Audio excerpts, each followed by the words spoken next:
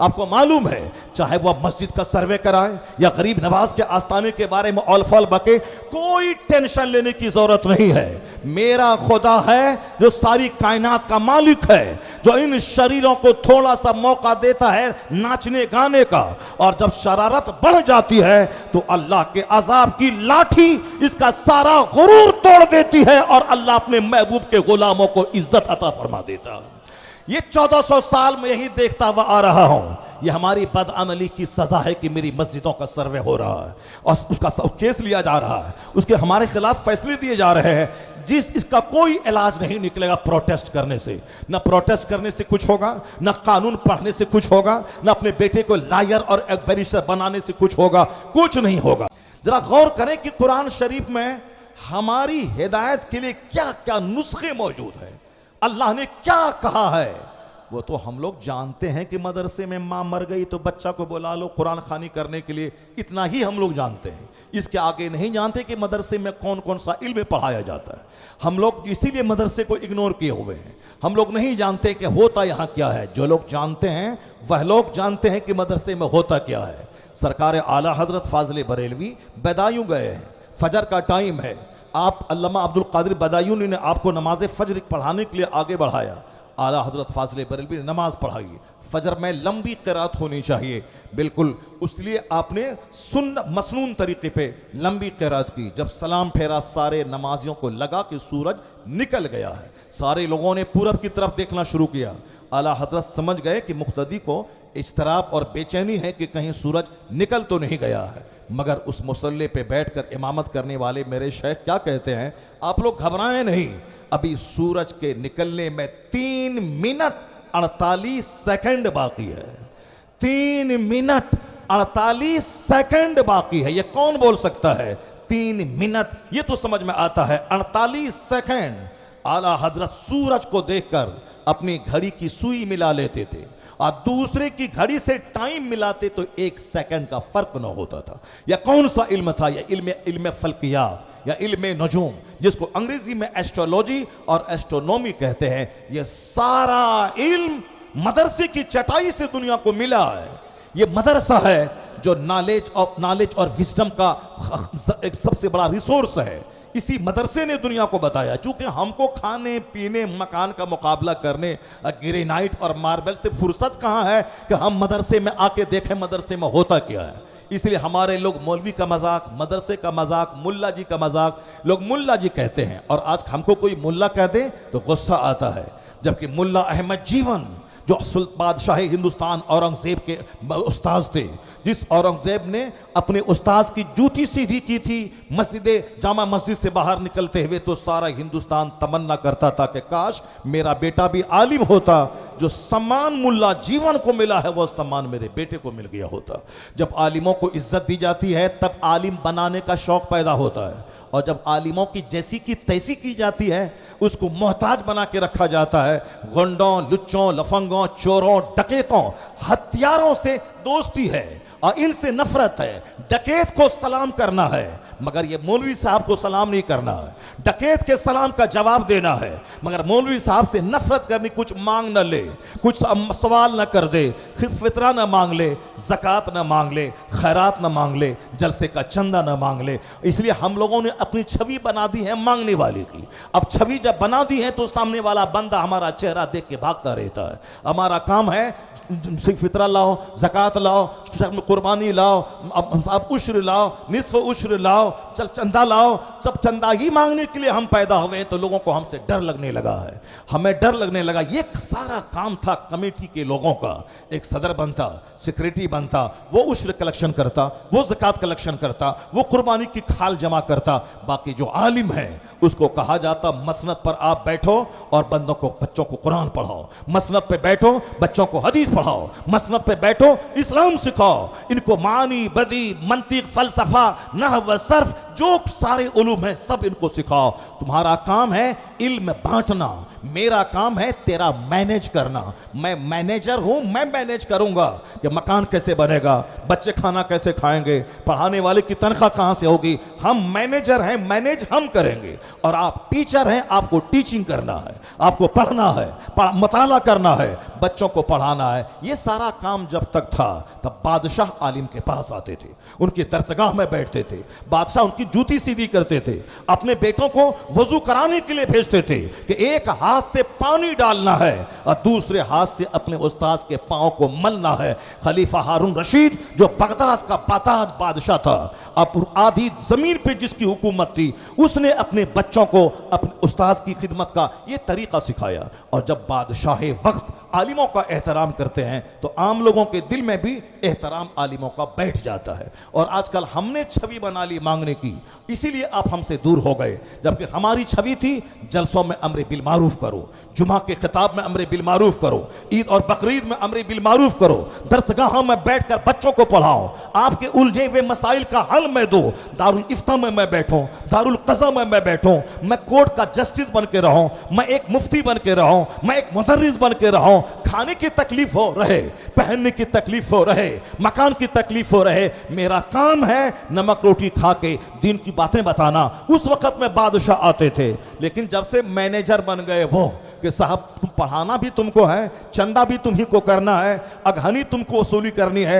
अगहन के मौसम में तुमको जाना है, और हम हाथ न पांव मैला हो, हमको सिर्फ सूखी सरदारी करनी है। तुमको पैसा ला के मेरे पास देना है और चंदा तनख्वाह मांगने के लिए तुमको मेरे पास आना है। जुमा के दिन मस्जिद का चंदा मुसलमान दे और ये सेक्रेटरी साहब उसको गिन लें और फिर इमाम साहब उसके पास तनख्वाह मांगने के लिए जाए और उसमें भी आंख दिखाए और 2-4 घंटे की देरी करे। ये पब्लिक का पैसा देने में इतना दर्द होता है, लेकिन जिस दिन वो सेक्रेटरी अपना पैसा देता तो न जाने इमाम साहब को क्या गत कर देता। तो ये बातें इसलिए हो गई कि चूंकि हम लोगों ने अपना सिस्टम उल्टा पुल्टा कर लिया, नतीजे में आपको हमसे वहशत होने लगी, जबकि आपको हमसे उनसियत होनी चाहिए, आपको मेरे पास दीन सीखने आना चाहिए, आपको हमारे पास जन्नत जाने का फॉर्मूला सीखने के लिए आना चाहिए। तो आलिम और अवाम के दरमियान का कनेक्शन जुड़ा रहना चाहिए। अब जरा गौर से सुनिए, इस मदरसे में होता क्या है, इस मदरसे में क्या होता, इस मदरसे में कौन सा इल्म है। वल खैला वल बेगाला वल हमीरा ले तरकबूहा वजीना। चूंकि अल्लाह की नेमतों का चर्चा चल रहा है, ये सारी नेमत हमारे लिए, आसमान जमीन सूरज चांद सितारे वेजिटेबल्स ड्राई फ्रूट्स, ये कॉर्न, सारी चीजें हमारे लिए हैं, ये जानवर हमारे लिए, सवारियां हमारे लिए, सारी नेमतें हमारे लिए। तब सवाल होगा मैं किस काम के लिए। जब बंदा इस पर गौर करेगा तब जवाब मिलेगा, फिर बंदा उस जवाब से सेटिस्फाइड होकर अपना काम उसी पैटर्न पे उस सांचे में ढालने की वो कोशिश करेगा, उसी अपने काम की तरफ, असल काम की तरफ बंदा मुतवज्जे होगा। क्योंकि हमारे घर में चर्चा खाने पीने का है, हमारा बच्चा भी खाने पीने वाला पैदा हो रहा। कब हमने जन्नत की कहानी बताई, कब हमने जहन्नम की कहानी सुनाई, कब हमने उसको आलिम दीन की फजीलत बताई, कब हमने कुरान और हदीस की बातें बताई। तो हमने इंजीनियरिंग, मेडिकल कॉलेज, दारोगा, मास्टर, टीचर, सरकारी नौकरी, पॉलिटिक्स, राजनीति, सभासद, घर प्रधान, समिति, यही सारी चीजें बनना था। हमारे बच्चों के दिमाग में मेरी बातें सुन सुनकर एक जुनून चढ़ गया है। नमाज कौन पढ़ेगा इस जमाने में? हमें प्रधान बनना है, हमें मुखिया बनना है, हमें समिति बनना है, हमें साफ वार्ड काउंसलर बनना है, हमें सांसद बनना है, हमें विधायक बनना है। कौन मौलाना मौलवी बनने के लिए जाए? हमें मास्टर बनना है, हमें दारोगा बनना है, हमें डॉक्टर बनना है, हमें इंजीनियर बनना है, खूब अच्छा से कमाना है, मकान बनाना है, अच्छी गाड़ी खरीदनी है, उसके बाद बुढ़ापे में 1 दर्जन बीमारी में घिर जाना है, फिर अचानक मौत आई, मर के कब्रिस्तान चले जाना है। मरने के बाद क्या होगा? ये तो 100 साल की छोटी सी दुनिया, 1 सेकंड वाली, इसके लिए 25 साल मेहनत करना, उसके बाद 30-40 साल नौकरी करना, उसके बाद फिर मर जाना। इसके लिए इतना ब्रेन लगाना है, कैसे पढ़ें, कैसे लिखें, 18 घंटे स्टडी करें, कौन सा इल्म सीखें कि IAS निकाल दें, IPS निकाल दें, नीट निकाल दें, फला एग्जाम निकाल दें, डॉक्टर बन जाएं। सारी एनर्जी इसी 2 पैसा कमा के 2 रोटी खाने पर फोकस हो गई। जहां मरने के बाद जाना है, उस दुनिया की बात कौन करेगा? ना बाप ने सिखाया, ना मां ने सिखाया, ना कभी आलिम के पास आके बैठे। ये दुनिया के 100 साल 1 सेकंड, और जहां मर के पहुंचे वहां एक नई दुनिया का जब आगाज होता है, वहां का एक दिन 50,000 साल के बराबर है दुनियावी गिनती के हिसाब से। तो अब ये बातें बाप ने कभी सुनाया ही नहीं। तो बच्चा घड़ी के पीछे पागल है, बाइक के पीछे पागल है, बच्चा स्कूल के पीछे पागल है। बाप ने कभी जन्नत की बात नहीं बताई, बाप ने कभी जहन्नम की बात नहीं बताई।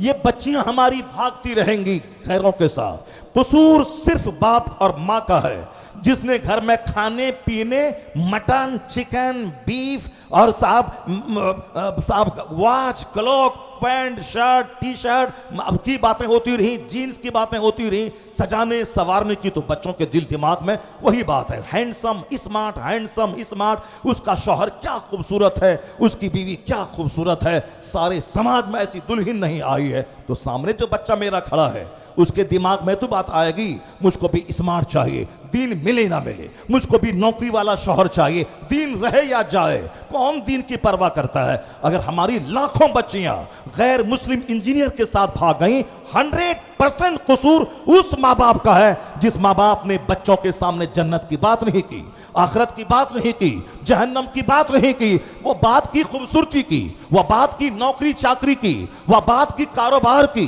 वह बात क्या बिजनेस का। तो बिजनेस लिया ईमान लुटा, चेहरा का हुस्न देखा ईमान लुटा। जब बात होती मुस्तफा की, जब बात होती फातिमा ज़हरा की, जब बात होती हसनैन करीमैन की, जब बात होती जन्नत पाने की, जब बात होती मुस्तफा के फाका की, जब बात होती अहले बैते अतार की मुकद्दस जिंदगी गुजारने की, तब हमारा बच्चा कहता नहीं नहीं मैं इंजीनियर बनूं या ना बनूं, मैं गुलाम मुस्तफा बन जाऊं, मैं गुलाम मोहम्मद बन जाऊं। दुनिया मिले ना मिले, जन्नत मिल गई तो दोनों जहान की भलाई मिल गई।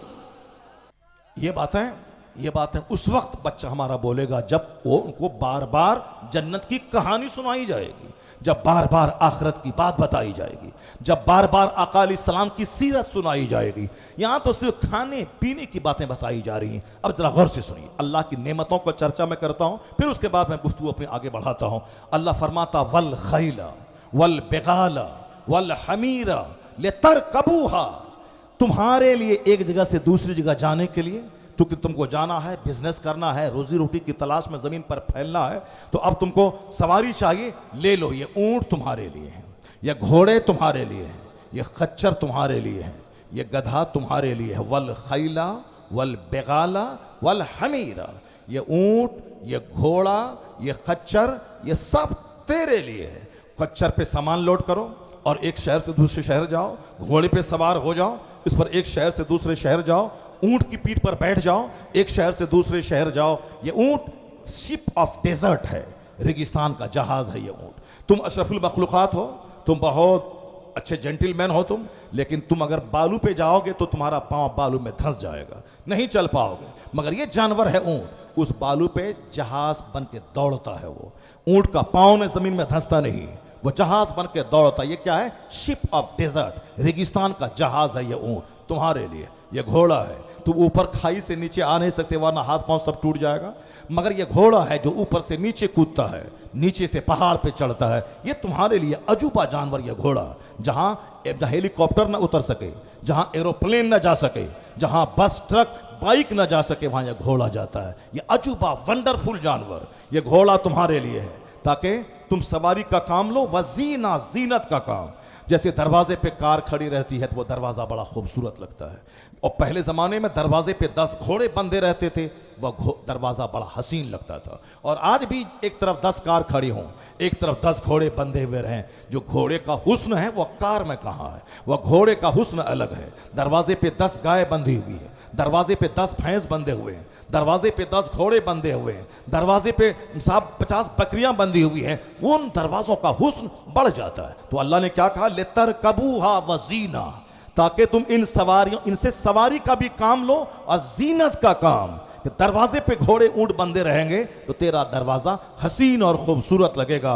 ये जानवर तुम्हारे लिए मैंने पैदा किया है। और आगे अल्लाह ने फरमाया, चूंकि अभी घोड़े का दौर नहीं रहा, अभी यह दौर ऊंट का नहीं रहा। ऊंट है देखने की चीज, घोड़ा है देखने की चीज, और गधा है देखने की चीज, लेकिन ये सवारी में अब घोड़े और ऊंट का इस्तेमाल नहीं होता है। शाज़ नादिर, कम इस्तेमाल। ज्यादा इस्तेमाल होता है हवाई जहाज का, ज्यादा इस्तेमाल होता है कार का, ज्यादा इस्तेमाल होता है मोटरसाइकिल का, ज्यादा इस्तेमाल होता है 3 व्हीलर 4 व्हीलर 2 व्हीलर का इस्तेमाल होता है। साइकिल, मोटरसाइकिल, टेम्पू, टोटो, कार, उससे आगे बढ़ जाए छोटी से बड़ी कार, लग्जरी कार, 50-50 लाख की कार, 100 करोड़ की कार भी तो हिंदुस्तान में 100 करोड़ की कार भी दौड़ रही है सड़क पे, 100 करोड़ की कार दौड़ रही है। 5 लाख में भी कारें मिलती हैं, 100 करोड़ की भी कारें मिल रही हैं। ये कार की सवारी, और उससे ज्यादा फास्ट सवारी ट्रेन 100 व्हीलर्स की सवारी, यानी जिसमें 100 पहिया है और आप एक शहर से दूसरे शहर जाएं, सामान लेके जाएं, जबरदस्त सवारी है ट्रेन की।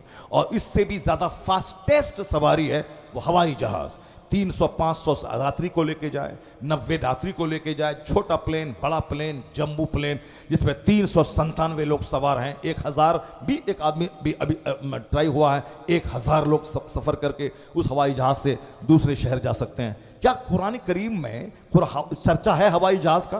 क्या चर्चा है ट्रेन का? क्या चर्चा है प्लेन का? क्या चर्चा है 2 व्हीलर का? हाँ, जो दीवाना पागल है उसके लिए तो कोई बात नहीं है, लेकिन जिसको अल्लाह ने अक्ल सलीम दी है वो अपनी जाहिरी आंखों से देखेगा कि हाँ 110% इस आयत करीमा में प्लेन का चर्चा है, इसमें हवाई जहाज का चर्चा है, इसमें तमाम सवारियों व्हीकल्स का चर्चा है, और जो सवारी आज नहीं वजूद में आई है उसका भी चर्चा है। जो आज के 500 साल के बाद जो सवारी पैदा होगी ट्रेन में, अभी सबसे फास्टेस्ट ट्रेन पहले शताब्दी राजधानी थी और अभी वंदे भारत आ गई। हम वंदे नहीं बोलते हैं, वनडे बोलते हैं। ये वंदे भारत ये ट्रेन आ गई है, ये वंदे भारत ट्रेन है। ये वंदे भारत सबसे ज्यादा फास्ट स्पीड में चलती है। अब 100 साल के बाद या 25 साल के बाद अब कौन फास्टेस्ट ट्रेन आएगी जो 500 की रफ्तार में दौड़ेगी? उसके लिए ट्रैक बन जाए, उसका वजूद अभी नहीं हुआ है, लेकिन वो सवारी आने वाली है। और मैं कहता हूं उसका भी चर्चा कुरान करीम में मौजूद है। अभी हेली जहाज, हेलीकॉप्टर, एरोप्लेन, हेलीकॉप्टर और रॉकेट, उसके बाद जो तेज सवारी आ जाए, आज के 100 साल के बाद जब विज्ञान और विकास करे, साइंस और तरक्की करेगी, उस सवारी वजूद में आ सकती है, पॉसिबिलिटी है, इम्कानात मौजूद है। मगर मैं कहता हूं उसका भी चर्चा जो क़यामत तक वजूद में जो सवारियां आएंगी उसका चर्चा इस आयत करीमा में मौजूद है। आप बोलेंगे जोरे बयान है या फिर कोई प्रूफ और कोई दलील है? जरा सुनिए गौर से। वल खैला वल बिगाला वल हमीरा ले तरकबूहा वजीना। अल्लाह ने क्या कहा? जो सवारी आज से 1400 साल पहले दुनिया में थी, जिससे सवारी का काम लिया जाता था और जिसको अल्लाह ने पैदा किया था उस वक़्त में, उसका नाम इसमें है। ये ऊंट, ये घोड़े, ये खच्चर तुम्हारे लिए हैं ताकि सवारी का काम लो और अपने दरवाजे की जीनत का भी। अब आगे अल्लाह फरमाता है वयख्लुकु मा ला तालमून, वयख्लुकु मा ला तालमून। पढ़े लिखे लोग हैं आप लोग। यख्लुकु ये फेल मुजारे का सेगा, मदरसे के बच्चे जानते हैं। और एक अंग्रेजी में होता है एक पास्ट टेंस, एक प्रेजेंट टेंस, एक फ्यूचर टेंस। लेकिन अरबी में माजी और मुजारे का मतलब होता है, मुजारे में प्रेजेंट यानी हाल और मुस्तकबिल, यह दोनों का मीनिंग उसमें होता है फेल मुजारे में। यख्लुकु वो पैदा करता है, वह पैदा करेगा। अंग्रेजी में आता है ही क्रिएट्स, वह पैदा करता है। ही विल क्रिएट, वह पैदा करेगा। मगर अरबी में आया है यख्लुकु, वो पैदा करता है, पैदा करेगा। यफ़अलु वो करता है एक मर्द या करेगा एक मर्द, यफ़अलाने वो करते हैं 2 मर्द या करेंगे 2 मर्द। फेल मुजारे में दोनों माना होता है, प्रेजेंट का भी फ्यूचर का भी। अब अल्लाह ने क्या कहा जरा गौर से सुनिए। ये ऊंट, ये घोड़े तेरे लिए हैं। व यख्लुकु मा ला तालमून। यख्लुकु का मतलब आज ना ऊंट और घोड़ा है, कल अल्लाह तेरे लिए पैदा करेगा उन सवारियों को जिसको तुम जानते नहीं हो। वह यख्लुकु मा ला तालमून, अल्लाह पैदा करेगा उन सवारियों को जिसको तुम जानते नहीं हो। He will create that which you don't know, जिसको तुम अभी नहीं जानते हो, वो सवारी पैदा करेगा। मतलब से मां में वो सारी चीजें मौजूद हैं। जैसे विच और दैट अंग्रेजी में आता है। He will create which you don't know, वो पैदा करेगा जिसको तुम जानते नहीं हो। ही विल क्रिएट, वो पैदा करेगा that which you don't know, उसको जिसको तुम जानते नहीं हो। तो मतलब वह पैदा करेगा, वह कार पैदा करेगा, वह प्लेन पैदा करेगा, वह एरोप्लेन पैदा करेगा, वह हेलीकॉप्टर पैदा करेगा तुम्हारे लिए, ताकि सवारी का काम लो और जीनत का काम लो। वह train, plane, motor car, 2 wheeler, 4 wheeler कयामत तक की सारी सवारियों का चर्चा इस आयत करीमा में मौजूद है कि बंदे आज घोड़ा तेरे लिए है, कल प्लेन तेरे लिए बनाऊंगा, कल ट्रेन तेरे लिए बनाऊंगा, कल कार तेरे लिए बनाऊंगा। वो नेमत तुम खाओ, प्लेन से तुम चलो, गोश्त तुम खाओ, और फिर तुम्हारे लिए ये सवारियां हैं, तुम्हारे लिए पत्थरों को तराशने का आला बनाऊंगा। तुम उन पत्थरों को तराश तराश के शानदार घर बनाओगे, तुम छतदार घर बनाओगे। ये पत्थर तेरे लिए, ये ईंट तेरे लिए, ये सवारी तेरे लिए। और तुम्हें मालूम है, तुम्हें जिंदा रहने के लिए सिर्फ गोश्त नहीं, मछली नहीं, तुम्हें जिंदा रहने के लिए दूध चाहिए। तो वह दूध कौन सा दूध? वह दूध तुम्हें मां की छाती का दूध। 1 मिनट पहले जब तक बच्चा पैदा नहीं हुआ था, उस वक्त तक मां की छाती खुश्क थी, सूखी थी, एक कतरा दूध नहीं था। लेकिन जैसे ही बच्चा जन्म लिया, अब वह जन्मजात बच्चे को रोटी नहीं खा सकता, मर जाएगा, चावल नहीं खा सकता, मर जाएगा, वह पानी नहीं पी सकता है, वह मर जाएगा। अब उसको क्या चाहिए? उस बच्चे को जिंदा रहने के लिए ऐसी ग़िज़ा चाहिए जिस ग़िज़ा में जिसमें ग़िज़ाइयत भी हो, जो मशरूब भी हो, और जिसमें बेहतरीन बीमारी से लड़ने की ताकत भी हो, यानी मेडिसिन भी हो, फूड भी हो, ड्रिंक भी हो, इम्यूनिटी पावर, बीमारी से लड़ने के लिए उसमें क्षमता भी हो। वह कौन है? वह मां का दूध है। बच्चा जैसे जन्म लिया, उधर खुश्क छाती में अल्लाह ने दूध की नहर बहा दी। अब यह बच्चा पिएगा। मां के पेट में थे, अल्लाह ने खून से इंतजाम किया, खून को रोककर मां की गोद में जब पैदा हुए, अल्लाह ने खुश्क छाती में उसी खून को दूध बना के पेश किया। अब ये खून दूध बनता कैसे है? अब चलें फिर दरसगाहों में।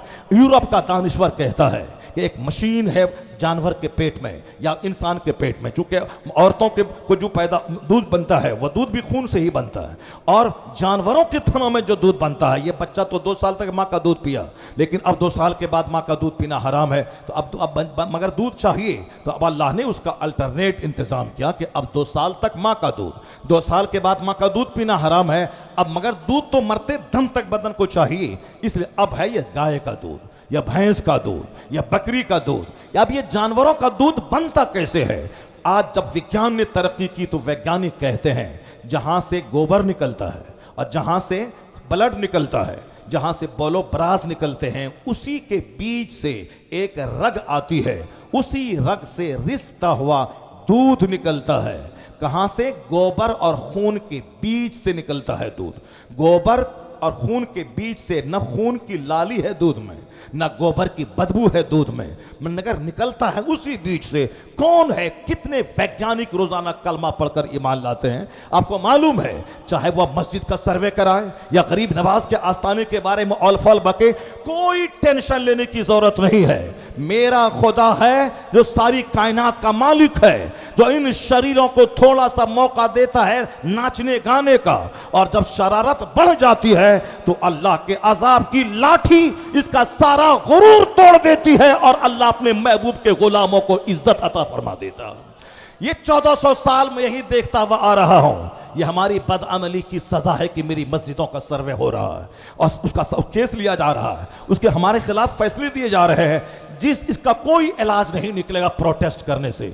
न प्रोटेस्ट करने से कुछ होगा, न कानून पढ़ने से कुछ होगा, न अपने बेटे को लायर और एक बैरिस्टर बनाने से कुछ होगा, कुछ नहीं होगा। न पत्थर चलाने से कोई फायदा होगा। पत्थर चलाओगे तो अपने से वह गोली से भून देगा और मस्जिद अपनी जगह रहेगी और तुम्हारे बेटों की जान चली जाएगी। न प्रोटेस्ट से काम चलेगा, न पत्थर खाने से काम चलेगा। एक काम है, मस्जिद में ये दिन देखने को क्यों पड़ा?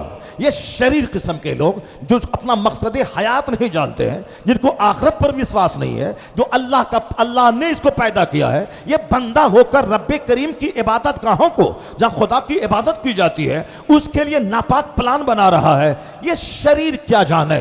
वह शरीर है, इसलिए शरारत का पुतला वो शरारत कर रहे हैं, उसको क्या मालूम है। मगर हम ये जान रहे हैं कि मेरा खुदा जिसकी मैं इबादत करता हूं, मैंने उस मस्जिद को कैसे वीरान किया। या आज सर्वे करेगा, मस्जिद को तोड़ देगा। पर हमने अपने मोहल्ले की मस्जिदों को वीरान किया। 1000 की आबादी है, 999 लोग घर में सोए हैं, एक दांत टूटा हुआ बूढ़ा वो मस्जिद में पहुंचा हुआ है। बाजार आबाद है, क्लब आबाद है, सिनेमा हॉल आबाद है। 3 घंटे बैठकर रुपया देकर जो आंख का जना करता रहा सिनेमा हॉल में, नीम बरहना और नंगी औरतों का तमाशा आंख से देखता रहा और अपनी आंखों को सेकता रहा। उसे मालूम है कि 3 घंटा कितना वैल्यू रखता है। उसे मालूम है कि पैसा खर्च करके 3 घंटे बैठकर गुनाह किया गया। ये वही करता है जिसको जुमा के दिन 10 मिनट तकरीर ताखीर हो तो इमाम के भगाने का प्लान बनाता है, जिसको साहब मदरसे में तो छुट्टी लेट से हो सब मदरसे को बंद करने का प्लान बनाता है, साहब मस्जिदों में अगर किरात लंबी हो जाए इमाम को भगाने का प्लान बनाता है। वो आदमी 3 घंटे पैसा देकर सिनेमा हॉल में बैठा कैसे रहा, जबकि एक एक मिनट कीमती है।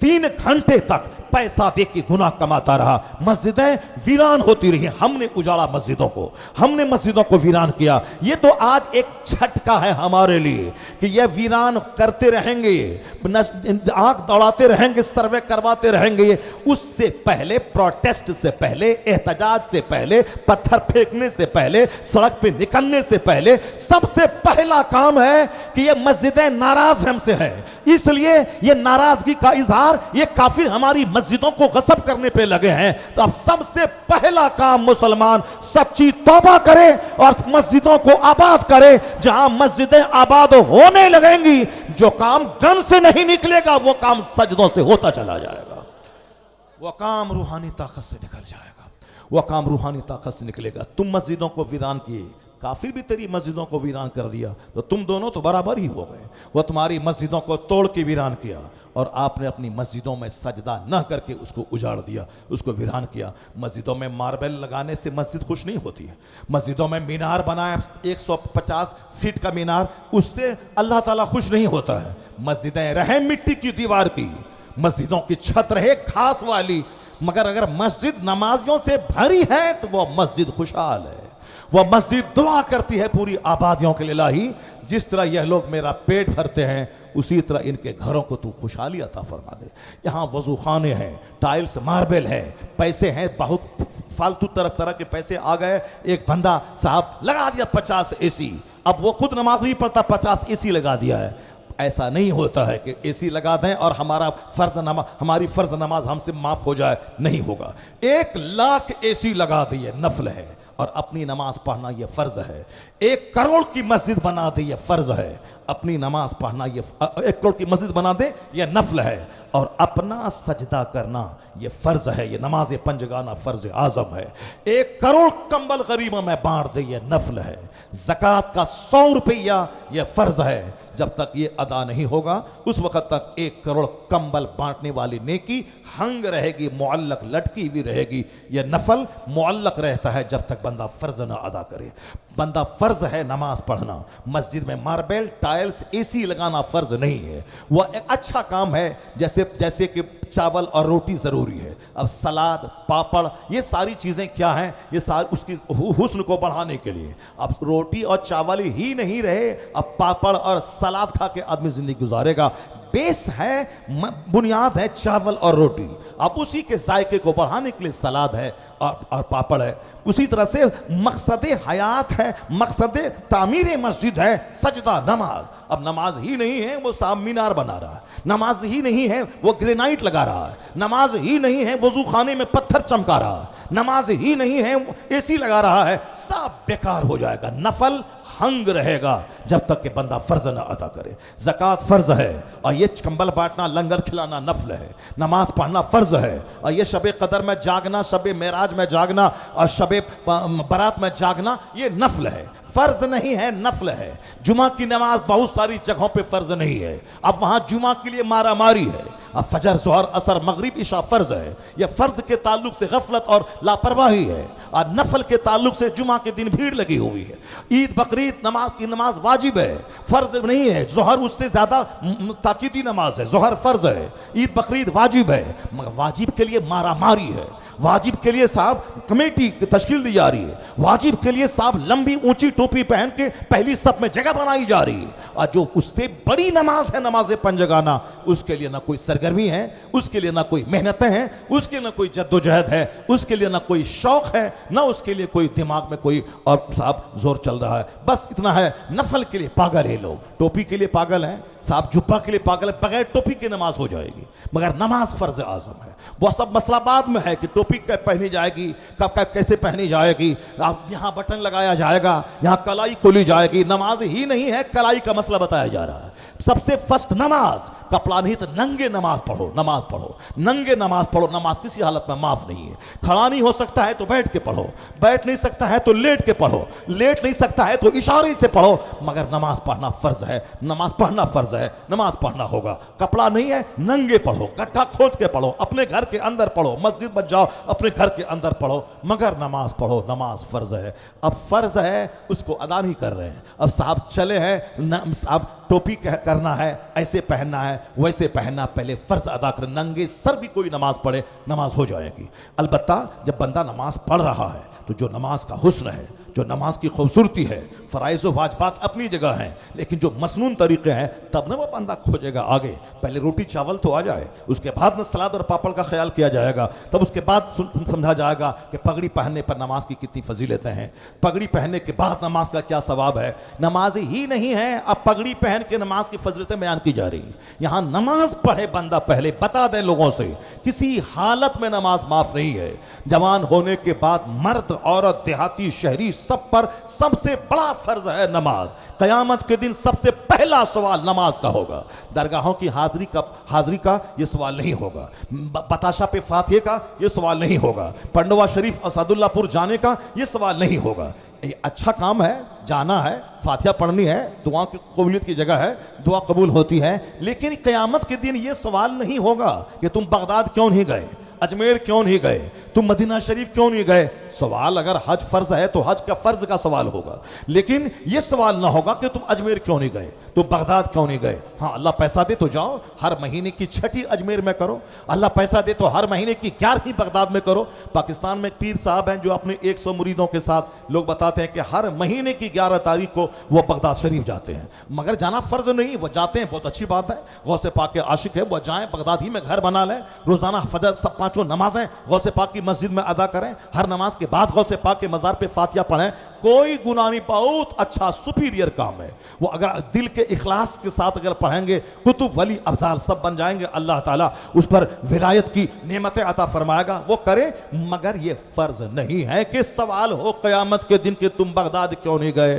तुम अजमेर क्यों नहीं गए, तुम बरेली क्यों नहीं गए, तुम पंडवा शरीफ क्यों नहीं गए, तुम हर जुमरात को फातिहा क्यों नहीं दिलाया। यह सवाल नहीं होगा। हमारी माँ बहन बेटियां रजब का रोजा, शाबान का रोजा, पहली तारीख का रोजा, 27 रजब का रोजा, 15 रजब का रोजा। अब साहब शौहर बोलता, अरे मेरी बीवी तो साहब रोजा रख रही है, हम नहीं रखते मगर वो रखती है। हजरत हमारी बीवी बड़ी जबरदस्त है, वो तो रजब में 5 रोजे रखती है, शाबान के महीने में 10 रोजे रखती है।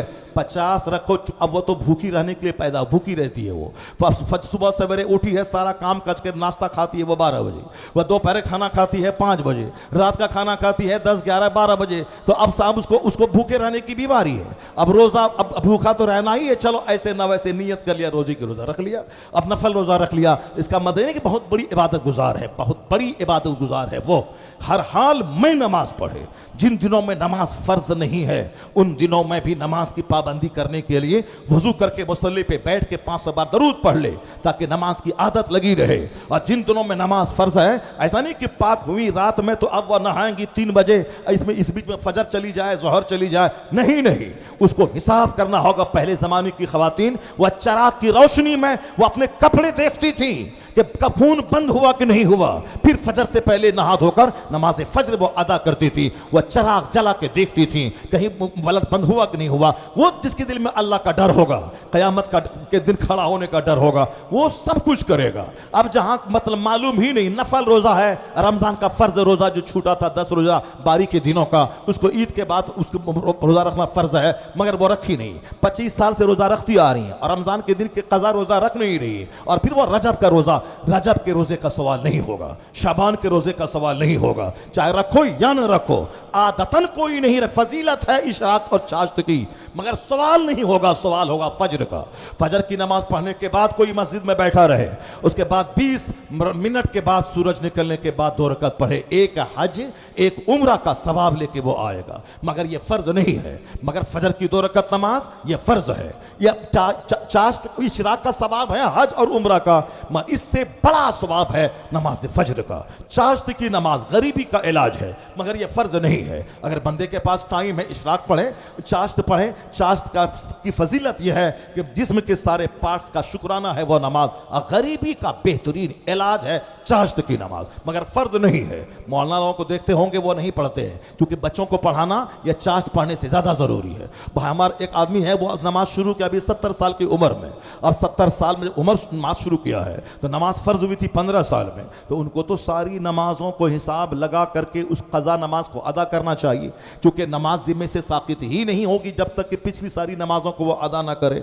नमाज उसके जिम्मे बरकरार रहेगी, चाहे 50 हज कर लें या 50 उम्रा कर लें, जितनी नमाजें उसके जिम्मे फर्ज हैं उसको तो अदा करना पड़ेगा, बतौर कज़ा अदा करना ही पड़ेगा। तो अब उनको तो 50 साल की उम्र में वो नमाज शुरू किया है, 15 साल माइनस कर दें, 35 साल की नमाज उसके जिम्मे कज़ा है, इसको बारे में वो नहीं सोचता है। वो क्या बोल रहा था, मौलवी लोग मगरिब के बाद वो नफल नहीं पढ़ता है, ये नफल नहीं पढ़ता, सुन्नत पढ़ा निकल गया। इसको 35 साल की नमाज उसके जिम्मे कज़ा है, उस कज़ा नमाज पे नजर नहीं है। नजर किस पे है कि मौलवी लोग मगरिब के बाद नफल नहीं पढ़ता है, यह पूरा मकदूर रकअत पढ़ा और चला गया। उसको क्या खबर, जब नफल है, नफल का मतलब एडिशनल नमाज, न पढ़ा सवाब, नहीं पढ़ा कोई गुनाह नहीं। मालूम है सवाब बहुत है 2 रकअत नफल पढ़ने का, लेकिन मौलवी लोगों को यह मालूम है कि रात में थोड़ी देर बच्चों को पढ़ा देना या खुद मुताला कर लेना पूरी रात जाग कर नफल नमाज पढ़ने से बेहतर है।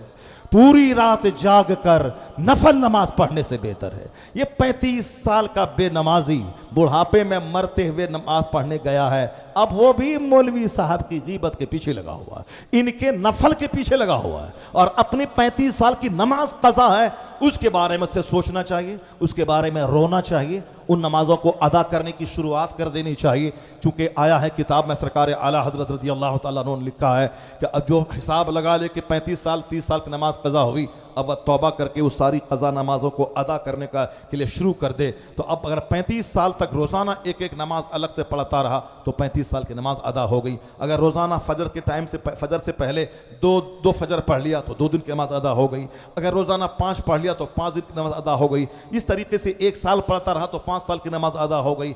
अगर वो अदा करने का ठान लिया, उसके बाद शुरू कर दिया, 5 दिन के बाद मर गया, तो फरमाते हैं बुजुर्गान दीन, फुक़हा कराम, कि चूंकि नीयत थी कि जितनी नमाज मेरी कज़ा हुई है सबको मैं अदा करूंगा, और वह अदा करना शुरू कर दिया था, इसलिए खुदा की रहमत से उम्मीद है कि अल्लाह ताला उसे माफ़ फरमा देगा, अल्लाह ताला अपने फजल से उसे माफ़ फरमा देगा। मैं ये कहता हूं कि जो आदमी नफल के लिए लालायित है, फ़र्ज छोड़े हुआ है, माँ बहन बेटियों के लिए रमज़ान का रोज़ा फ़र्ज है, रजब में रखे न रखे वह नफल है, ये रखे। और उन दिनों में जो माहाना बारी के दिन अय्याम होते हैं, उन दिनों का रोज़ा कज़ा का हिसाब रख लगाए, फिर रमज़ान के बाद फौरी ईद के बाद उस कज़ा रोज़े को वो अदा करे।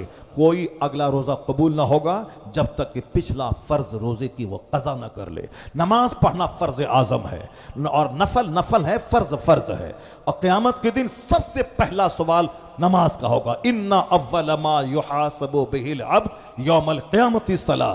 क़यामत के दिन सबसे पहला सवाल नमाज का होगा। जो नमाज का जवाब देने में कामयाब हुआ फ़क़द अफ़लहा व अंजहा। चूँकि हमारे यहाँ बहुत ज़्यादा प्रेशर नमाज पे नहीं होता है, यह हर माँ बाप को आदेश हुआ है, मुरू औलादकुम बिस्सलात वहुम अबनाओ सबे सुनी। हुजूर फरमाते हैं कि बच्चों को हुक्म दे नमाज का जब उसकी उम्र 7 साल हो, वदरिबुहुम अलैहा, उस पे उसको मारो। जब उसकी उम्र 10 साल हो, नमाज ना पढ़े उसको मारो, उस पर मार के नमाजी बना दो। जबकि 7 साल में नमाज फर्ज होती नहीं है, मगर बच्चों को नमाज की आदत लगाने के लिए आका अलैहिस्सलाम ने कहा कि बच्चों को नमाज का हुक्म दे जब बच्चे की 7 साल उम्र हो। 10 साल में भी नमाज फ़र्ज होती नहीं है, चूँकि 10 साल में अगर बच्चा मोहतलिम हो गया या औरतों को माहाना खून आ गया तो जवान हो जाती हैं, लेकिन आम तौर पर 10 साल के बाद ही इस तरह के मामला पेश आते हैं। मगर 10 साल में हुजूर ने क्या फरमाया, अगर बच्चा नमाज ना पढ़ा अब तक, उसको मार के नमाजी बना। नमाज फ़र्ज होगी 15 साल में, मगर 10 साल में मार के नमाजी बना दे। जो माँ बाप अपने बच्चों की तरबियत इस हदीस के मुताबिक नहीं करते हैं, उनका बच्चा 80 साल की उम्र में भी नमाज का पाबंद नहीं हो पाता है। फजर पढ़ा, जोहर छोड़ा, जोहर पढ़ा, इशा छोड़ा, वह सोचता है कि ऐसे ही काम चल जाएगा। और जो माँ बाप बचपन में अपने बच्चों को मार के नमाज का आदी बना दिया, और वो बच्चा आदी हो गया तो फिर वो सारे काम से ज्यादा मोस्ट इंपॉर्टेंट काम वो नमाज को समझेगा। इसे शादी ब्याह निकाह अकीका खतना वलीमा जनाजा सब बाद में होगा, पहले फर्ज नमाज अदा किया जाएगा।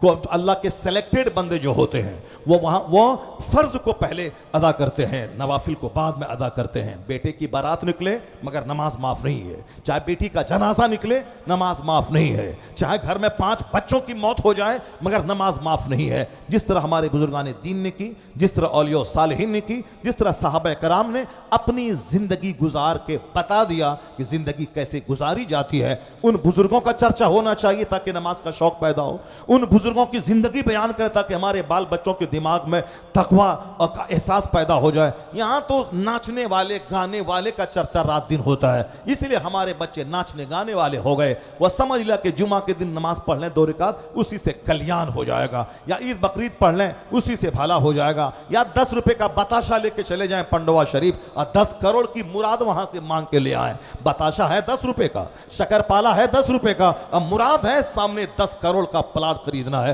बाबा वो प्लाट हमको दे दीजिए, 10 रुपए का बताशा और तमन्ना कितनी है 10 करोड़ रुपए के प्लाट खरीदने की। मस्जिद जाना पहले जरूरी है, दरगाहों पे बाद में जाना जरूरी है। अब जो लोग ये कहते हैं कि दरगाहों पे जाना हराम है, वो भी मिस गया। दुनिया में लाखों लोग, लाखों बातें, लाखों राय, लाखों समझ, किस किस की बात मानेंगे आप? पागल हो जाएंगे। बुजुर्गों की बात माने और औलिया सालिहीन की बात माने, इसलिए पागलपन होने से के मर्ज से आप बच जाएंगे। अगर मोबाइल देखते रहे, सोशल मीडिया पे देखते रहे तो फिर तो दिमाग खराब हो जाएगा। जो दरूद नहीं पढ़ेगा वह सोशल मीडिया पे लगा रहेगा, जो तिलावत नहीं करेगा वह सोशल मीडिया पे लगा रहेगा, जो बहार शरीयत का मुताला नहीं करेगा, नमाज के अहकाम और उनको नहीं जानेगा, उसूल और जवाबित को, वो सोशल मीडिया पे लगा रहेगा। मैंने एक मुफ्ती साहब से पूछा बनारस में कि हुजूर पान क्यों नहीं खाते आप? कहा मौलाना जितनी देर पान चबाऊंगा उतनी देर में 10 बार दरूद पढ़ लूंगा, उस 10 बार दरूद पढ़ लूंगा। ये है आला किस्म के सोच। आज जो दरूद नहीं पढ़ना है वह 24 घंटे पान चबाएगा, वह 24 घंटे गुटखा चबाएगा और उसको कोई उस पर मलाल भी नहीं होगा। जन्नती जन्नत में पहुंच जाएगा, वहां कोई रंज नहीं है। अलबत्ता जन्नती को एक एहसास होगा, जो दुनिया में मैंने फजूल कामों में टाइम लगाया है, काश वो टाइम इबादत में लगा दिए होते तो आज हमारा मर्तबा और बुलंद हो गया होता। एक एहसास आएगा, बस उसके बाद चूंकि जन्नत में न रंज है न गम है, मगर जो वक्त बर्बाद हुआ उसके ताल्लुक से एक एहसास वहां पैदा होगा। वक्त बर्बाद है, 24 घंटे रजनीगंधा में और गुटखा में लगे हैं, मोबाइल में 24 घंटे लगे हैं, न तिलावत, न दुरूद, न दुआ, न जो फर्ज पहले मुकद्दम है।